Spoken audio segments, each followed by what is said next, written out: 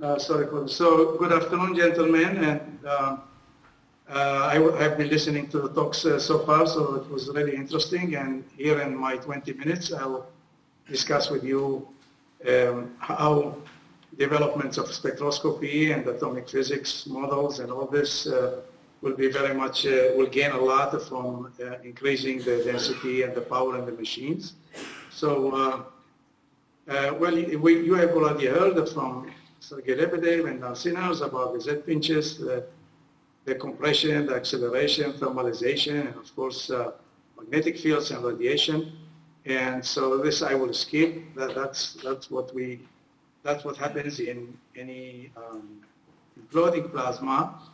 And really to develop spectroscopic methods for this regime is challenging, but it's fun. It requires, of course, going into as deep as one can, in atomic physics and the spectral simulations and line shift computations and radiation transport and so forth, which I may touch a little bit, but in the meantime, we will go from this.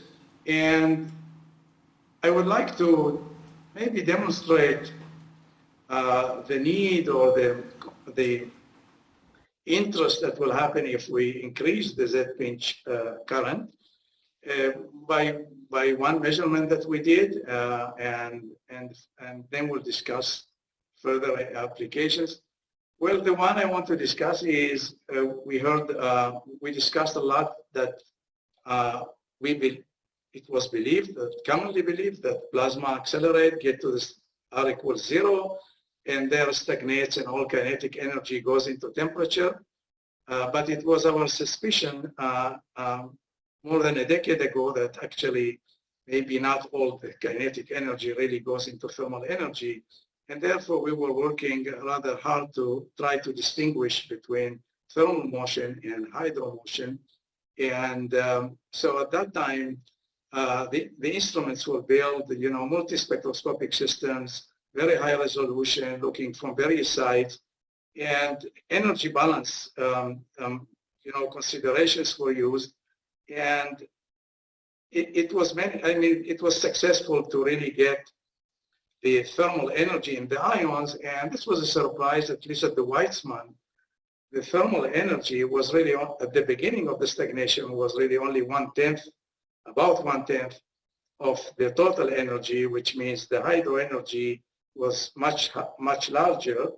And we explained at the time the reason that that you have storing in turbulent energy. The turbulent energy dissipation was measured.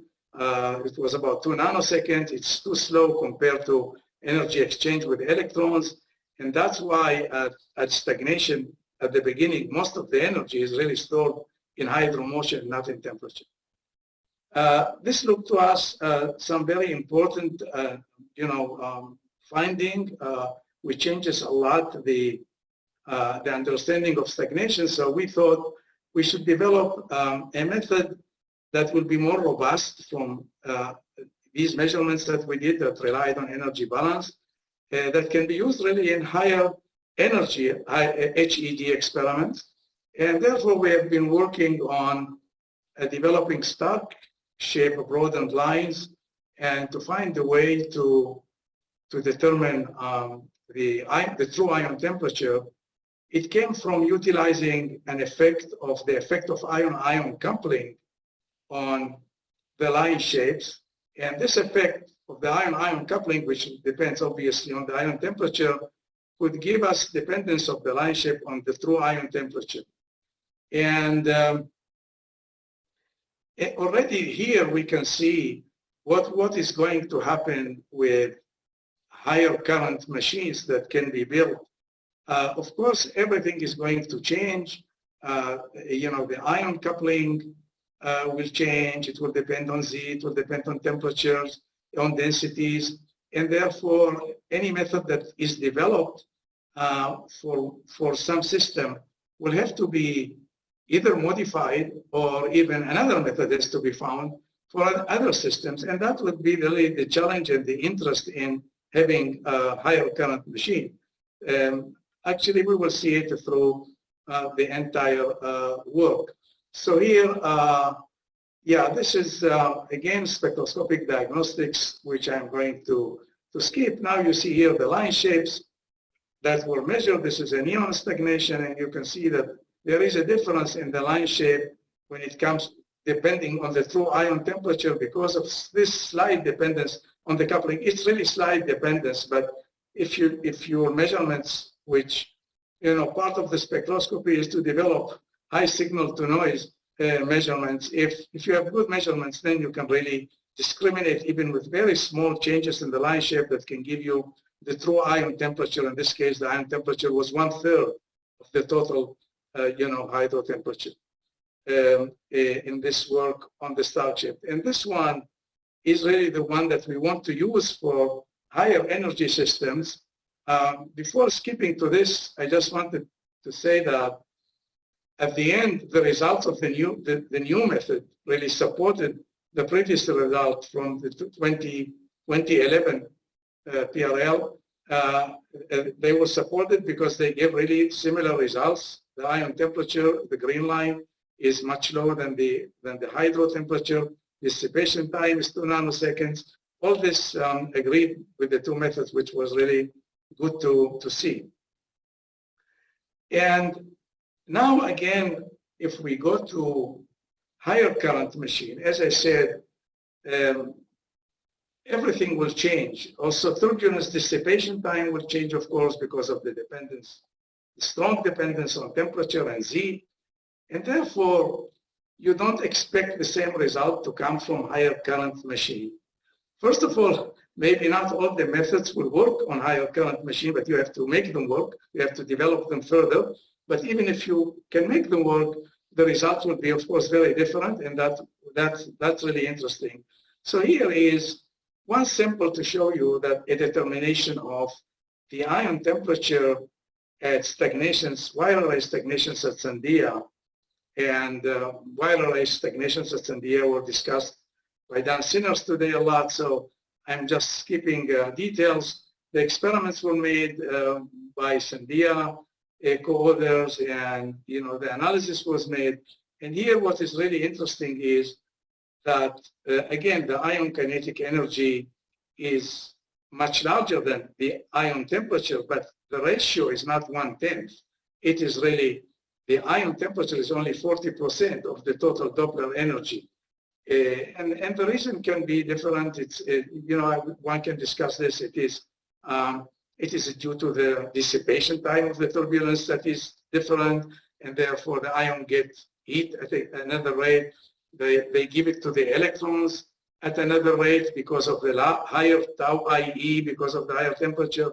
But anyway, one can see that one can apply the methods for higher current and get much more insight into this thermalization process, which looks to me rather fascinating, really, in this sense. Now you can plan more measurements on higher power machine. This is like in capsule experiments using argon lines. Again, transitions and Charles states and wavelengths and all this have to be, of course, fit, and computational physics has to be done to see how to fit the measurement to the right parameters. But what you see here is a design for capsule measurements in the dynamic program. And this is another design of a measurement. You have to see that really the Stark full width half max is a function of the true ion temperature.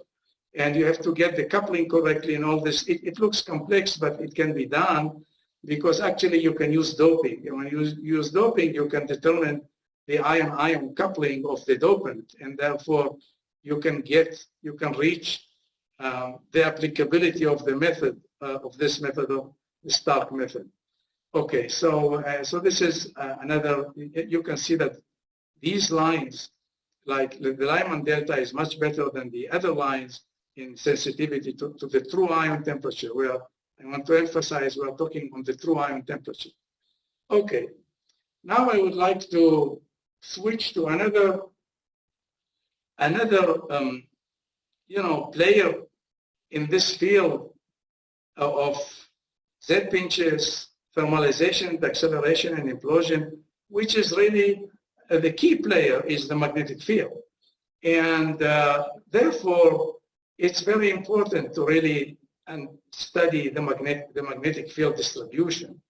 And in fact, it's only the magnetic field distribution that can really give you the current density distribution reliably.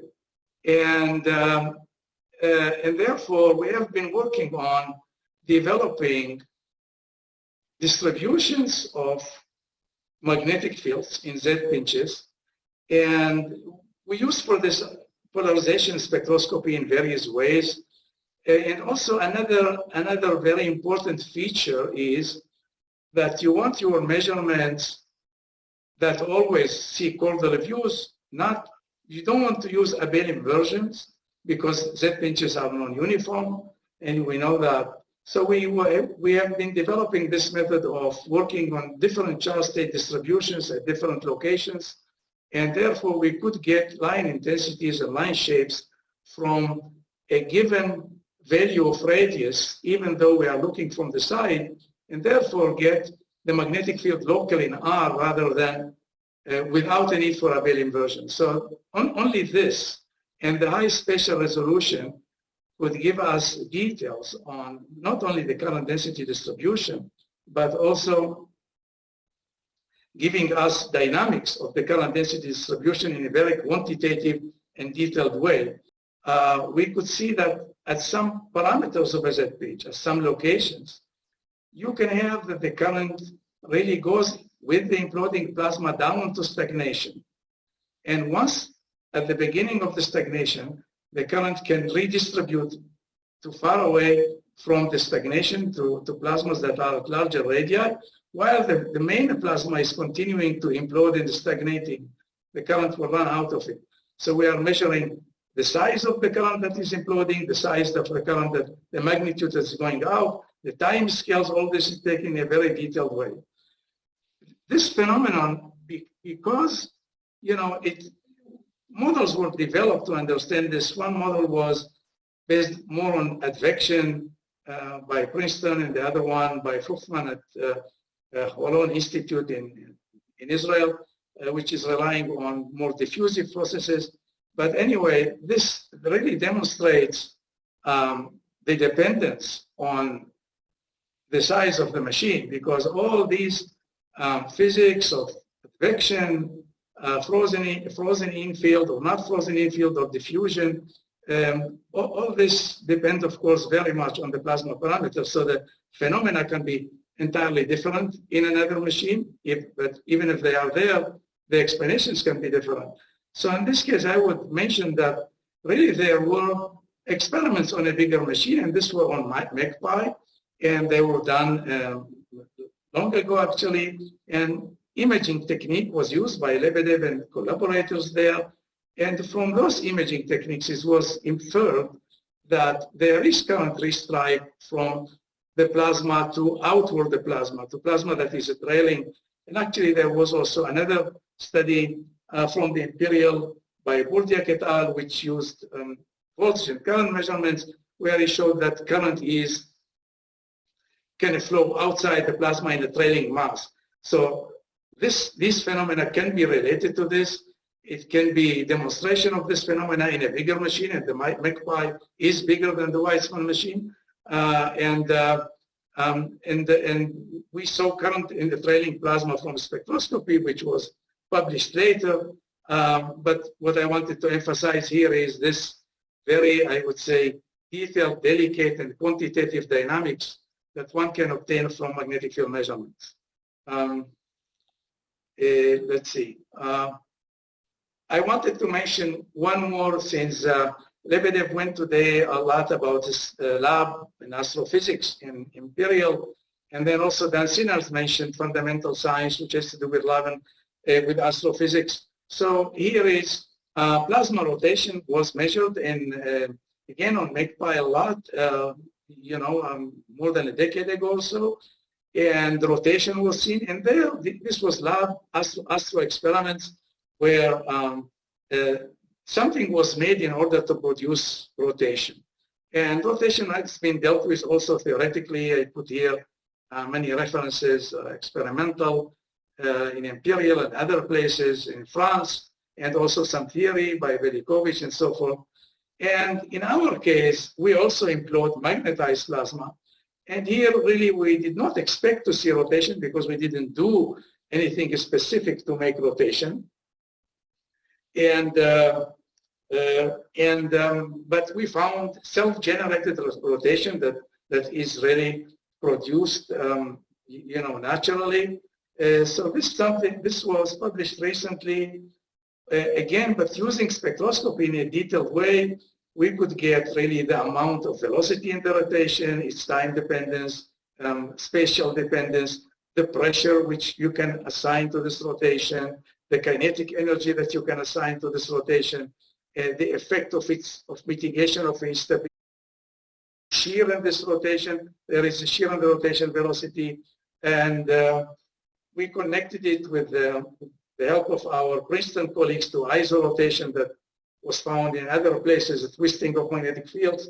So anyway, so this is also something that, again, when you look at it, it will be very different and will be exciting to see in other and bigger machines. Now, just very, very brief on going to higher densities that we are saying in higher temperatures. So this is really very high quality measurements obtained on maglev. And here we are jumping to densities of 510 to the 23. This is already maybe factor whatever 50 or 20 below ICF densities. But anyway, very high quality helium beta shapes and very detailed analysis that was made recently could reveal a lot of important phenomena and exciting results on the maglev stagnation.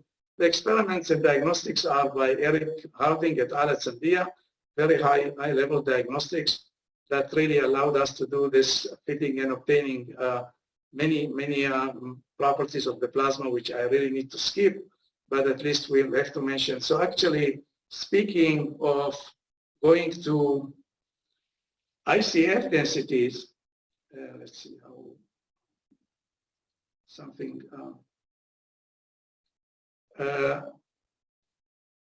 something is going slow here on my computer.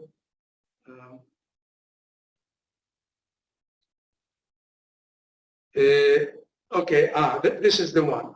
So speaking of this, we have been analyzing really shapes, line shapes from NIF experiments. And these experiments were made at Livermore, obviously. The spectrographs were built by Princeton. And here you can see all these complications of ICF densities where I think maybe, 50 megaamp Z-pitch machine or whatever, maybe can get close to these densities.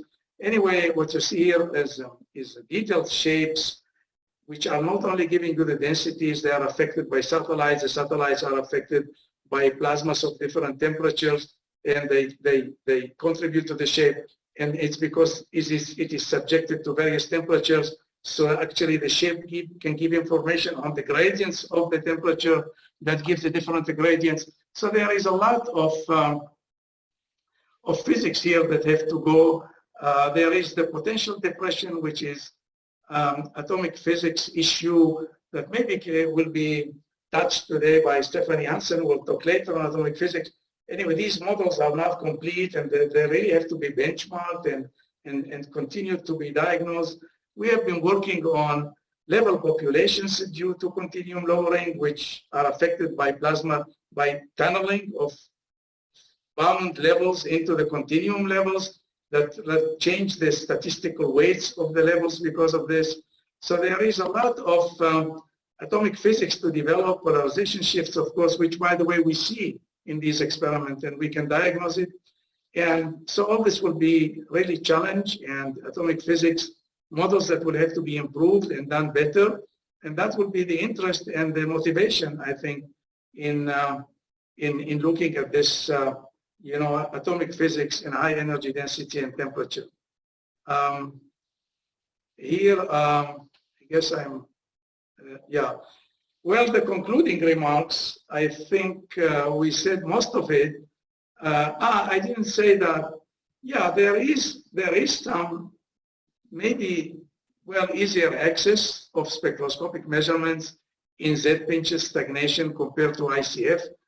Stagnations, maybe it's a matter of a view, but that's the feeling. So this also will help to diagnose more exotic phenomena and states in high power Z pinches.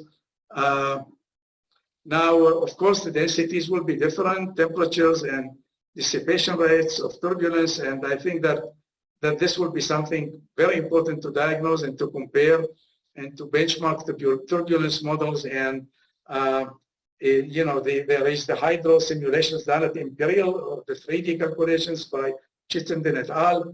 Certainly, this would be nice to see how turbulence is formed and dissipated, and at what rate, and to measure and to compare to detailed 3D calculations. Relevance to space physics is obvious. It will always grow, as Dan Sinners mentioned, the more we go in power and temperature. And Sergey also mentioned that.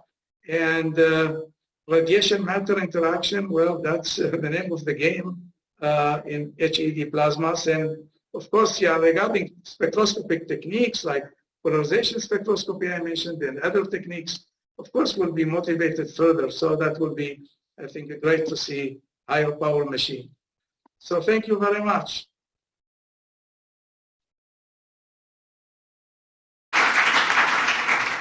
Thank you very much, Yitzhak. We have time for 1 or 2 quick questions from the audience. You got anything online? Okay, looks like we may have saved some time there. So Yitzhak, thank you very much for dialing in, and thank you for your contribution. Thank you. Thanks. Yitzhak, one more time, please. Okay, thank you.